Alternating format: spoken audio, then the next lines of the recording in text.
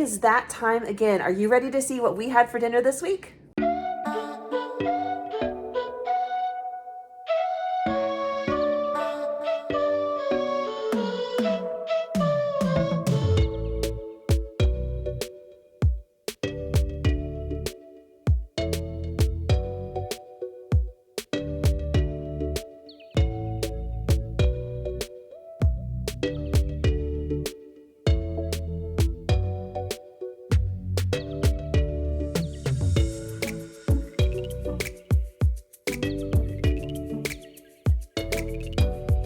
Hey everyone, welcome back to my channel. If this is your first time here, my name is Courtney and I do a ton of food related content over here on This Homemade Life. Everything from grocery hauls to cooking videos. So if that is your kind of thing, make sure you stick around and hit the subscribe button. Today is a special video because I am doing a collaboration with my friend Megan. Let me show you a little bit about her channel. Hi everybody, and welcome to Megan's Story. I'm Megan, and on my channel, you will find lots of what's for dinner videos and tons of crazy, massive grocery hauls. And here we have so much fun. I hope you come by my channel and see what we have going on over here and subscribe if you enjoy this kind of content. And thank you so much, Courtney. This was a lot of fun. Let your light shine. Bye.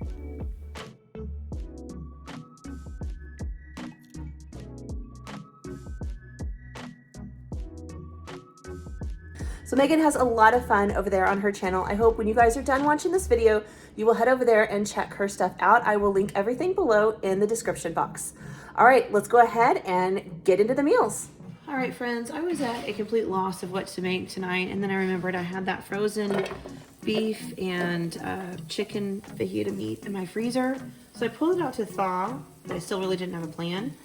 So I was kind of just like at the last minute going, all right, what are we gonna do with this? So I decided on quesadillas because it's something I really don't ever make.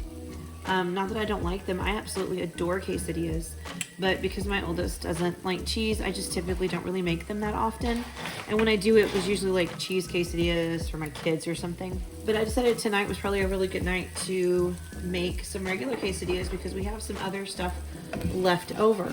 And my son's gonna eat that other stuff. So I thought, well, perfect night for just my husband and I to have like real quesadillas, and then my kids can have, you know, cheese quesadillas, or for my middle son, you can have something else. So I've got some peppers and onions because I'm the only one that's gonna eat those. And I put just a little bit of probably too much oil in the pan, and I'm gonna put just a tiny bit of Worcestershire sauce, a little bit of salt, and then, oh, I forgot the pepper. And I'm cooking them in garlic oil, just for some added flavor. You don't have to, but you can always add some garlic in here too, just for funsies, whatever you feel like doing. I'm not gonna cook these long. I just wanna get them to kind of start to soften. That way I can put them on my quesadilla. I'm aiming for like a beef fajita quesadilla, and I always have my fajitas with peppers and onions. That's the way I like them. That's the way they're served down here. So I want to put that in my quesadilla because it's the way I like to get them at the restaurant too. I made some guacamole, which you guys have seen before, and I really didn't go all out tonight. It's like I smashed up 3 avocados, added some garlic salt, and I put in some lime juice, and I called it a day because it's what I had on hand and it was quick and easy. I've got flour tortillas. I've got salsa in a jar. I've got sour cream. I've got shredded cheese. I just shredded up some cheese. So I feel like we're good to go. I'm gonna finish these and then wipe out the pan. I like to use butter to cook my quesadillas because flavor. Butter just tastes so good. I'll start off with nothing and then I'll add a little butter there at the end just for that flavor. That way the cheese has time to melt really nicely. But I'm gonna finish these peppers and onions first. It's time to assemble the quesadillas. These are so easy. I'm just using flour tortillas I bought from the store. I usually have the H-E-B brand, but I've been buying my tortillas at Sam's, so it's the Mission brand, I think. I do like that they're kind of thick and fluffy. It does make for like a better quesadilla and stuff like that.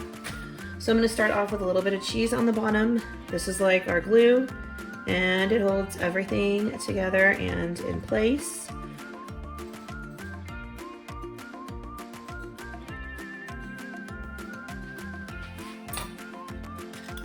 All right, and then I just kind of chopped up this fajita meat because it was in strips. And I kind of wanted it more in bite-sized pieces.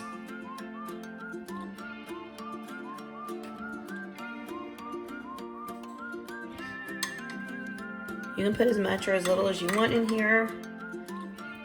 I'm one of those, you want some in every bite kind of girls. So that's how I make mine. And my peppers and onions. I should have grabbed a red pepper out of the bag. That would have been so pretty. I wasn't really thinking about it. I was just kind of grabbing because I have the mini peppers. But that would have definitely been like super pretty in here. Oh well.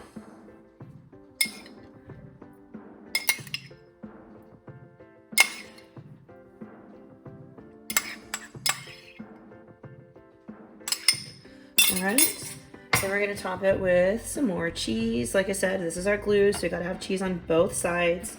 It's what holds everything together. Plus it's awesome and delicious.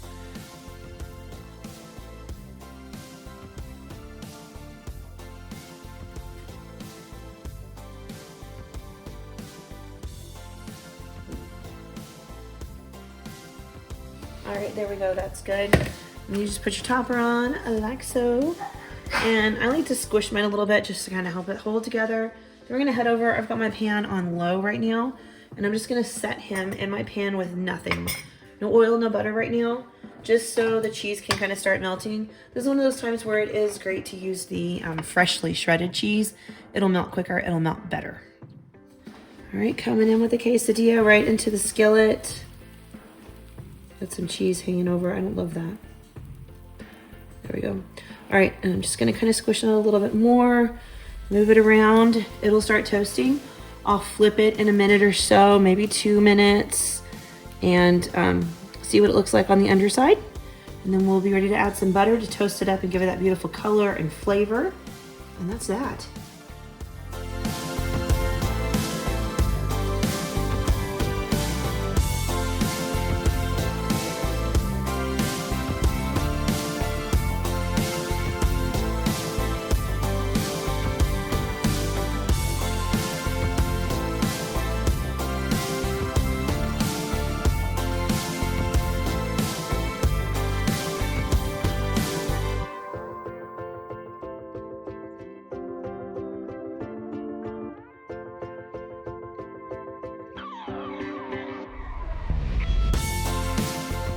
All right, so I've got a skillet that has been heating up right here. I added just a little bit of butter. The rest of my butter's frozen.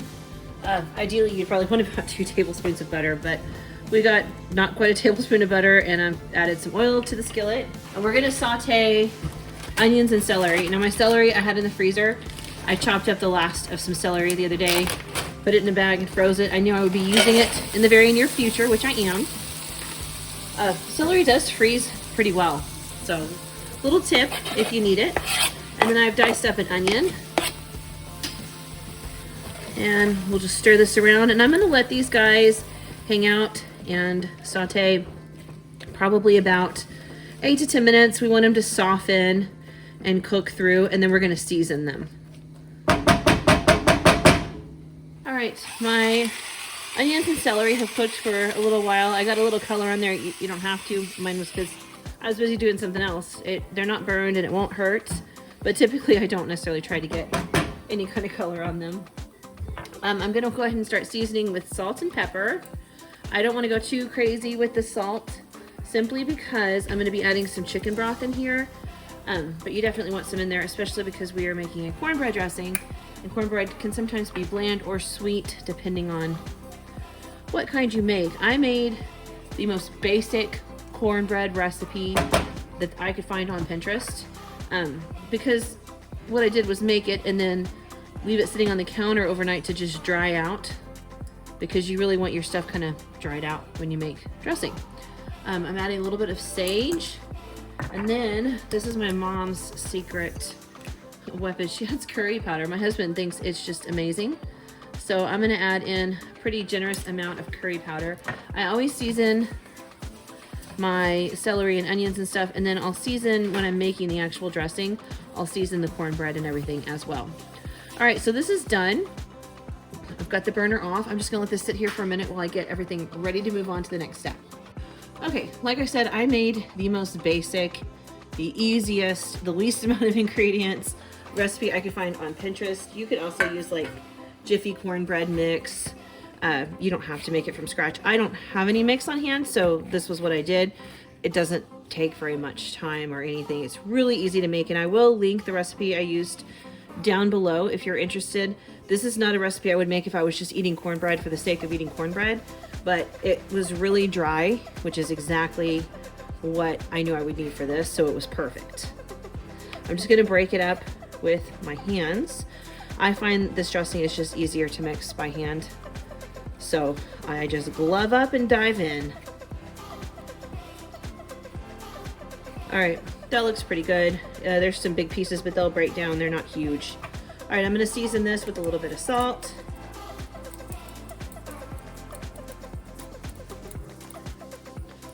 A little bit of pepper.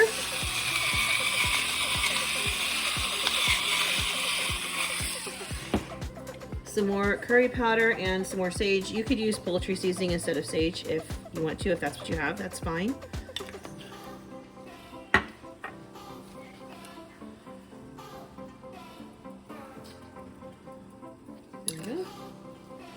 Also adding in a can of cream of celery soup.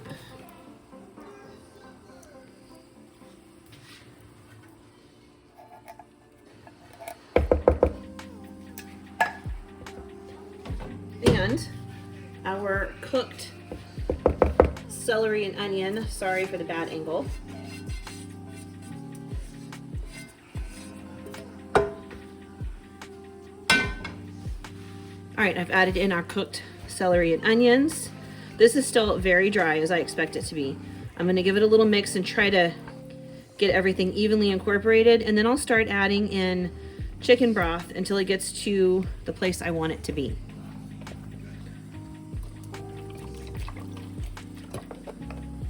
And of course, if you make this ahead of time, which I typically do on the holidays, I'll make it the day before, put it in my fridge, and then in the morning when I get up, because the cornbread has really soaked up all the liquid I put in there, I'll go around the edge of the casserole dish with a little more chicken broth, and that makes it just perfect when I bake it.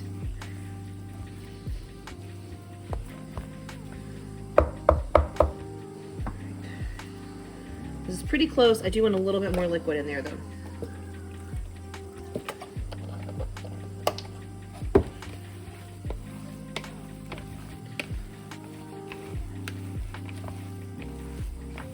You can always add more vegetables if you want in here.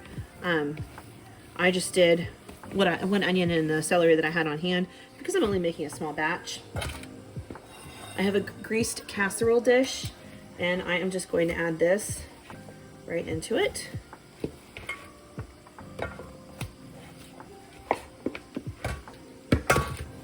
And then I'm just going to press it down into the casserole dish. Make sure that it's down in the corner. We don't have big air pockets.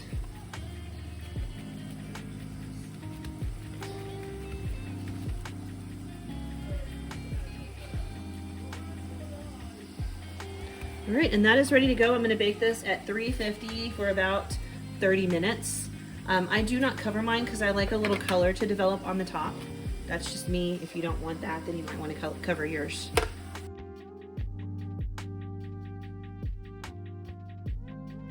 All right, friends, we're making an Albuquerque turkey sandwich tonight, which is just a copycat of a Schlotzsky sandwich that I just adore. And it's the perfect night to do it because we have leftover smoked turkey from last night. So in this bowl right here, I have some, let's see, a half a cup of warm water, no warmer than 110 degrees. I've got a tablespoon of sugar, and I've got some of my sourdough starter, but if you don't have starter at home, go ahead and just use 2 1/4 teaspoons of yeast. I'm just kind of letting this hang out for a minute and do its thing. Before we move on, we are making copycat Schlotzsky's bread, which I am super excited about because Schlotzsky's bread is absolutely amazing. It is a sourdough bread, and even though this original copycat recipe does not call for starter, I had starter, so I'm using my starter.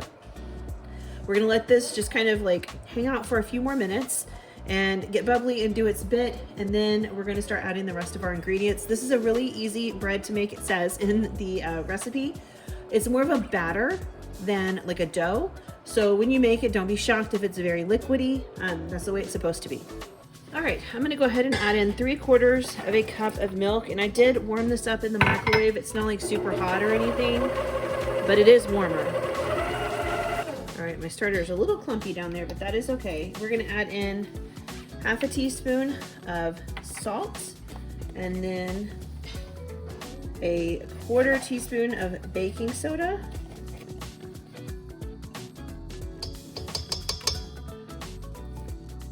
And then we want to add in our flour. So in total it's 2.5 cups, but we're going to start with just 1 cup. And we're going to mix this until it's nice and smooth.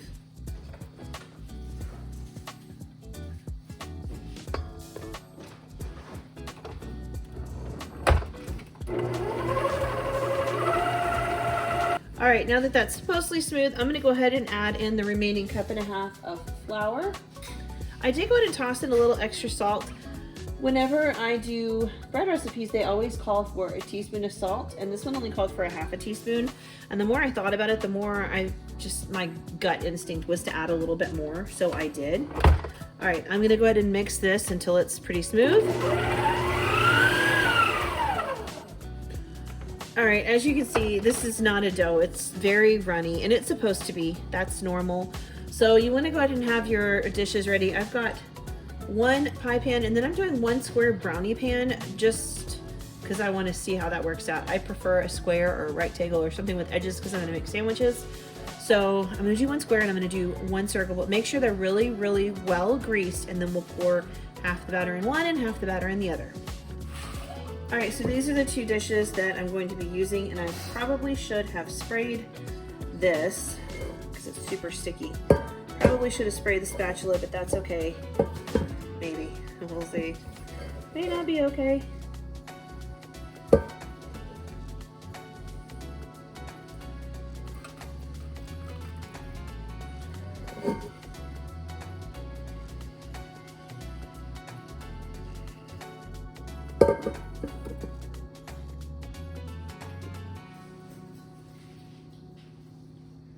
All right, so I'm just gonna kind of press this out. I did spray the spatula so that I could work on this dough. I just want to try to get it towards the edges of the pan so that as it proofs, it'll turn into this shape, because that's what I want.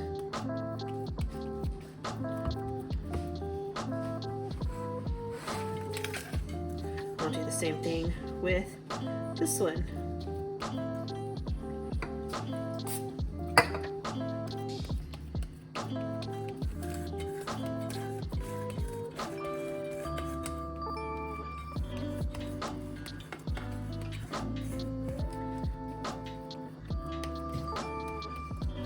All right, then I'm just gonna spray some plastic wrap with my non-stick spray and just gently lay it over the top.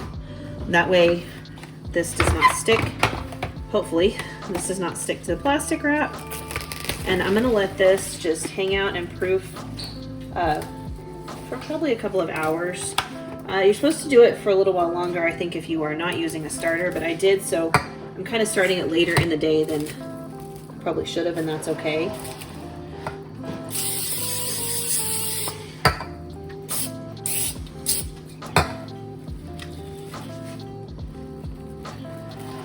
That.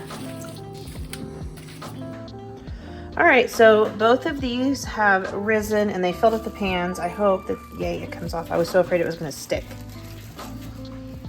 Okay, I'm gonna pull this off. And then I am going to bake both of these at, I believe it's 350 degrees. Nope, it is 375, and we're gonna do that for 20 minutes. And then we're gonna make the sandwiches. So I'm gonna prep everything else I need while this bakes. All right, so the Albuquerque turkey sandwich does have avocado on it.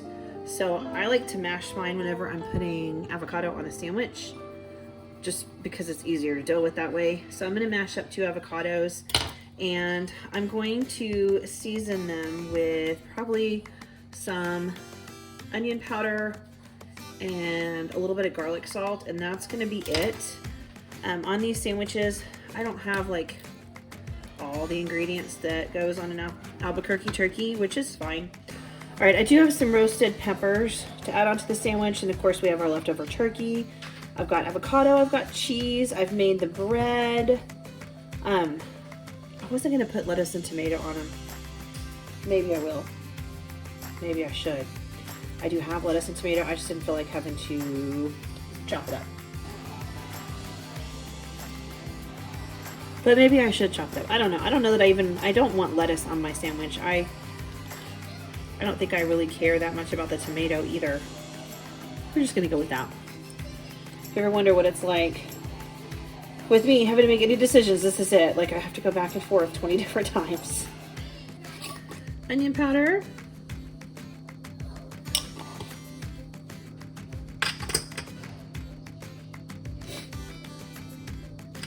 And garlic salt.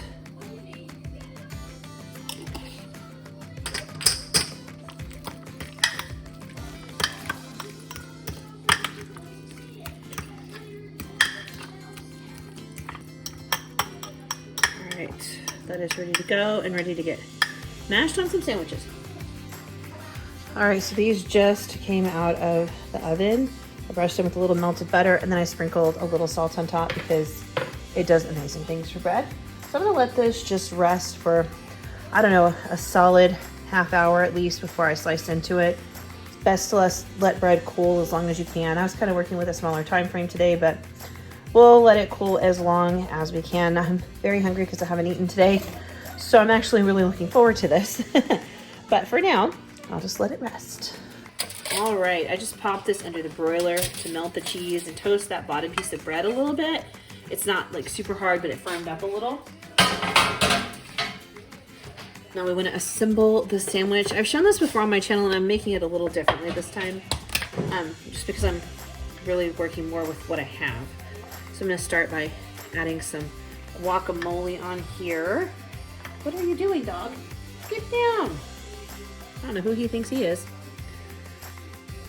Jumping up here thinking he's going to get some of my sandwich. He's crazy.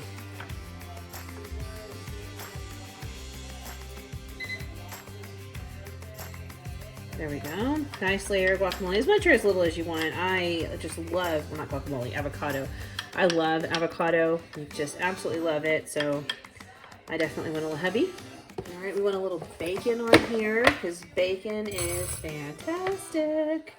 I cooked this the other day. It's nice and crispy and delicious. There you go. All right, they're supposed to be roasted. It just says roasted veggies in the description. I don't really know what all is roasted on there, but I have a jar of roasted red peppers, which are just so good. And they smell incredible. I'm trying to put some of these on here. It's gonna be good. It's gonna be tasty. And again, you could put lettuce and tomato on here. You could make a chipotle mayonnaise if you wanted. I really am keeping it pretty simple and working with things that I just have around and on hand. Oh, this smells so good. These peppers smell incredible. And then I just shredded up some of that turkey just so I can kind of pile it on here a little better. And heated it up in the microwave for just a few seconds so it wasn't cold. Just pile all that on here. Maybe not that piece, it keeps wanting to fall off.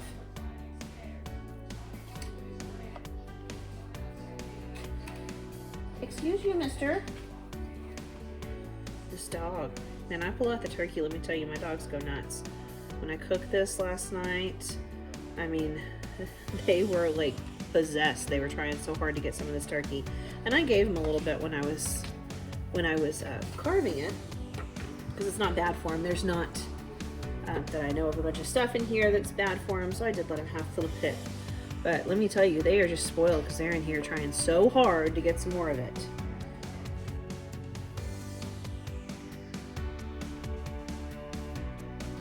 All right, friends, we are gonna make a sheet pan shrimp boil. I think it's called like a low country boil, the original recipe. I think that's what it's called. It is a sheet pan meal. I'm just winging it. I've made it before and it was fantastic. So today I'm just gonna make it with things that I have on hand. So I've got, these are not quite baby potatoes, they're a little bit bigger. I just cut them in half and I'm gonna toss them in a little bit of, you could do melted butter, but I'm gonna do some garlic oil just because I think that's going to be a little healthier than a bunch of butter on this. And I'm going to season mine real simply today with just this Cajun seasoning right here. But you could use like Old Bay seasoning if you have it or something like that. And that's fine too. Like I said, I'm just kind of winging it with what I have on hand because I mostly have the ingredients for this. All right, I'm going to stir this around. And then I have a cookie sheet right over here, right there. And I made bacon this morning. So this still has a little bit of bacon grease on it. I just put the grease in the container I store it in and called it a day. Because I thought, you know, bacon grease is certainly not going to hurt this at all. All right, I'm just gonna take the potatoes and place them cut side down. I'm gonna kind of spread them out a little bit.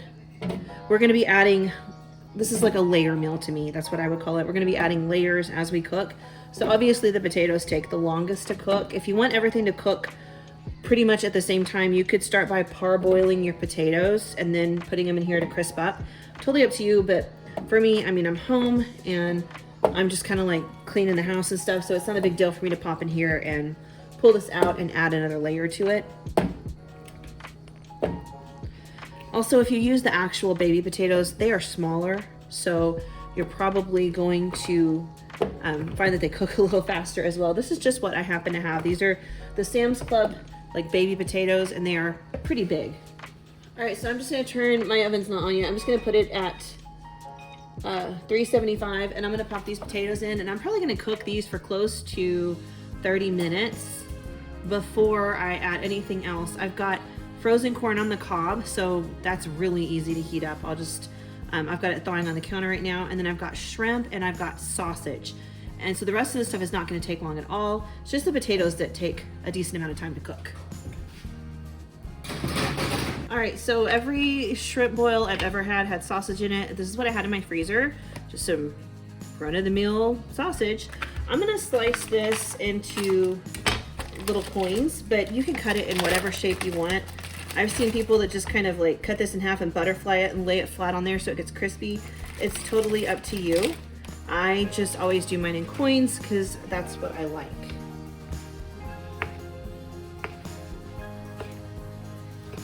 And I just put it in this bowl that I tossed the potatoes around in. And I'll just toss it in what's left in here because the sausage already has a really good flavor on its own, but it'll pick up a little bit of that Cajun seasoning. And I will put this in probably about the same time as the corn on the cob so that I can cook these on one side and then try to flip them over and cook them on the other as well. So this is the corn that I'm going to be using. There's just 6 little half cobs in there, and it's frozen and it's super simple to work with. Typically you would want to season these with a little bit of oil or melted butter and whatever seasoning you're putting on your sheet pan meal. However, my youngest son Jensen loves corn on the cob, but he does not like any of these seasonings. So I'm just gonna put mine in like this because the rest of my family likes corn on the cob just the way it is as well, so we'll be fine. That way everybody gets to enjoy it. But you can use fresh corn and cut it in half. I feel like whole ears of corn are a little harder to work with in this dish, and they're just kind of big and bulky, so I would do little half cobs. But other than that, corn's pretty easy. All right, these potatoes have been cooking for a little bit, so I'm gonna add the sausage. The potatoes actually cooked a little longer than I meant them to because I got busy doing laundry and forgot to come back and check them at the time I was supposed to. So that's okay. I'll probably just cook the sausage on one side today just because time got away from me. It's all right. All right, now I'm just gonna add these corn cobs in. These are still frozen. They're a little thawed, but only a little. Just add them in where I have room, like so. And then this goes back in the oven for 20 minutes. The last thing I'm gonna do is go ahead and prep my shrimp. I have a pound of peeled, deveined shrimp. You don't have to peel them. That's just my personal preference. I don't like having to peel all the shells off and stuff when I'm eating them. So I tend to always remove the tails, peel the shrimp, the whole bit. So I added a little bit of garlic oil to that, and then I'm just gonna season them with this same Cajun seasoning that I used before. And like I said on the other stuff, if you want to, you could always use like Old Bay or something else if you prefer it. This is what I've chosen to use. Just toss these guys around. I did use a little bit of garlic oil on them, and I think I'm gonna add a little extra seasoning. I like a lot of seasoning on my shrimp. All right, and these guys will just hang out until the last 10 minutes, and then we'll pop them on and cook them.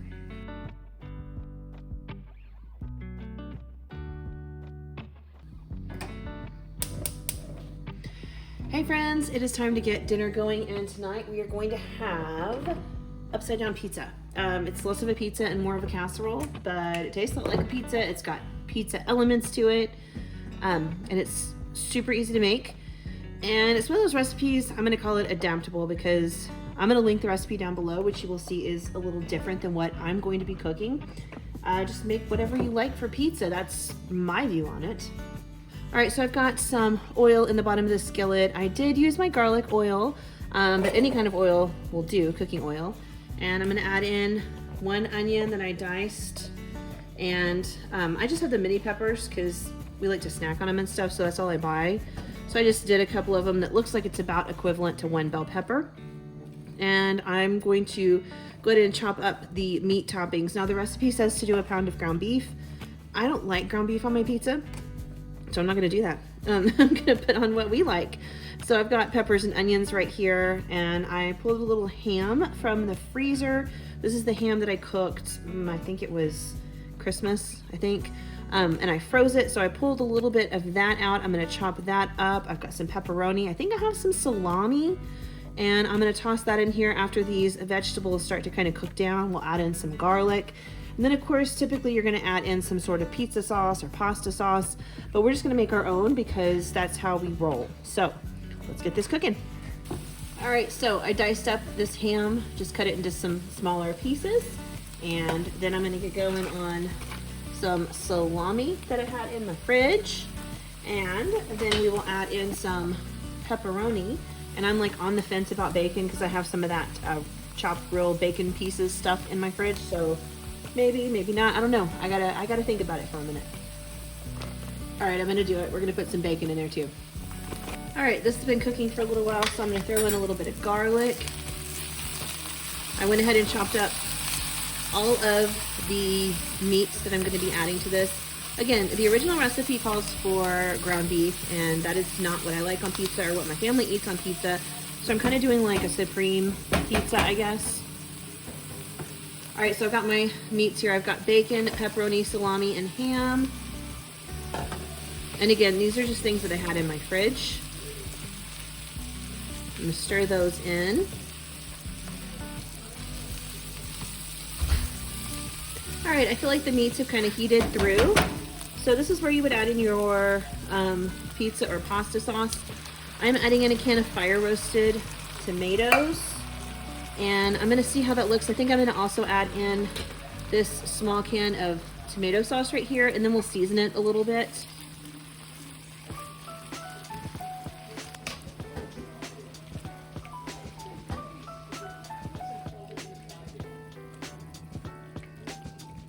All right, I just want to add in some spaghetti type seasoning. There's some pizza seasoning to it, so you could just do Italian seasoning if you want, and that's fine. I have this, and it tastes really, really good, so I'm going to throw that in just to add some extra flavor.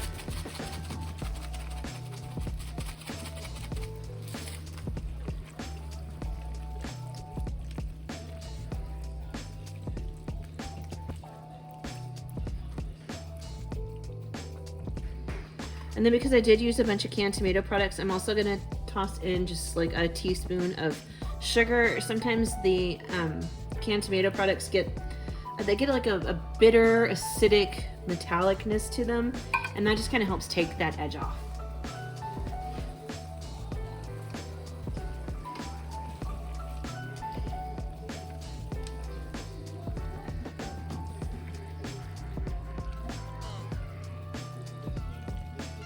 All right, I'm gonna let this simmer for just a minute, and then I'm gonna taste it. I have not added in any salt because a lot of the meats I added in are salty, so I wanted to give them a chance to cook into the sauce before I went and added any additional salt to it. So I'm gonna let this cook for just one more minute, and then I'll taste it and see if it needs any salt. All right, it definitely has a pizza taste to it. I did feel like it needed a little bit of salt, and I'm also gonna stir in a little bit of pepper.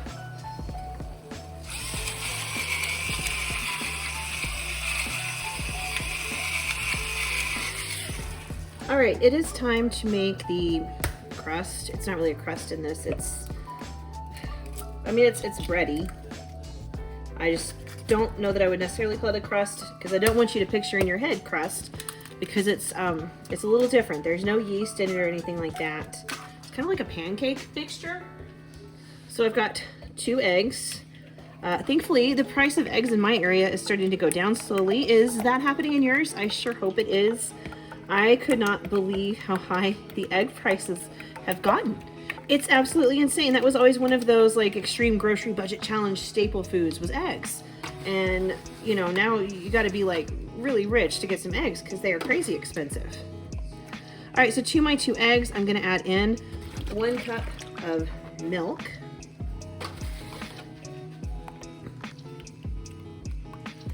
Now, the recipe doesn't really say much about seasoning too much as far as this goes. I think you could probably season this any way you choose to. However, you would season regular pizza dough, I suppose. So I tossed in a little bit of salt, and I'm gonna add in a little bit of garlic powder, just so it has a little flavor. Probably about a, I don't know, 1/4 teaspoon of garlic powder. And I just did a pinch of salt. And now we're gonna add in 1 cup of flour. Then you wanna mix this until it's smooth. You really don't want it too lumpy. I might pull out my immersion blender just to make sure that it's, you know, smooth and there's not big clumps of flour in here. You could always do a whisk or something like that.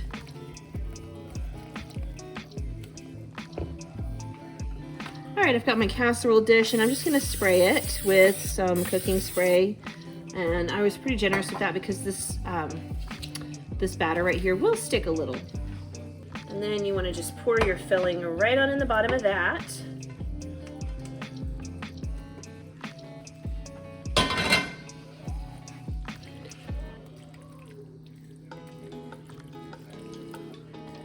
Super duper hot.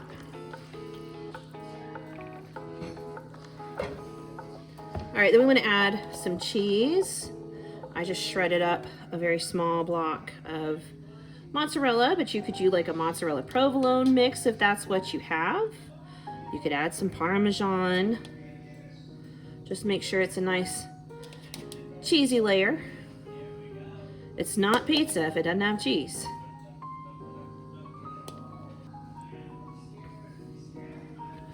All right, and then we just want to pour our batter evenly over the top of this.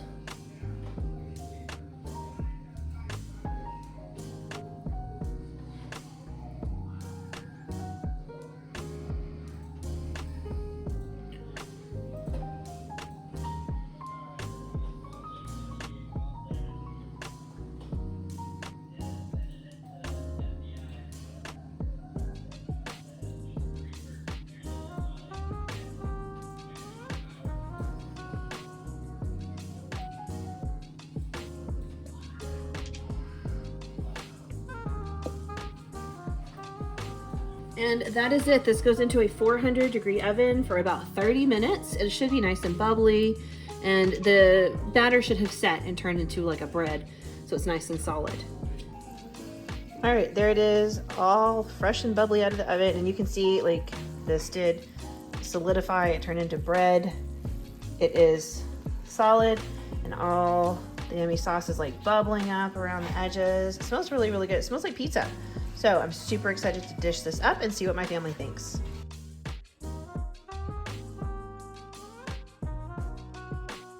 All right, friends, that does it for this week's What's for Dinner video. All of the recipes were super easy, quick, and most importantly, delicious. My family loved each and every one of them, and they used up a bunch of those pantry staples that I am trying to work my way through here in my home. I hope you guys are having an awesome week. Usually I do these videos over the weekend, but today was a little different because I'm doing a collaboration with a friend. But I hope you will join me back here on Saturday because I do have another food video coming up. It is a ramen recipes video. So fun to make because who does not love noodles? And I hope you guys will tune in and check it out. It'll be up Saturday. I'll see you then. Bye.